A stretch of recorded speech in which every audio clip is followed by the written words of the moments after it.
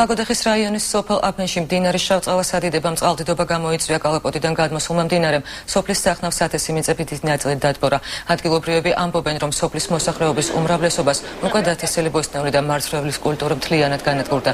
მოსახლეობა ამბობს, რომ სოფლის მდინარის ადიდების მიზეზი მდინარე კაბლის ხევი გახდა, რომელიც მთაში მოსული ინტენსიური წვიმების შედეგად ადიდდა.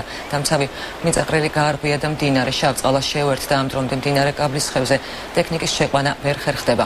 ადგილობრივი ხელისუფლება აცხადებს, რომ თუ მდინარეში წყლის დონემ არ დაიგო კალაპოტის შესაძლებლად დამცავი მიწაყრილის ხელახალი გაკეთება ვერ მოხერხდება.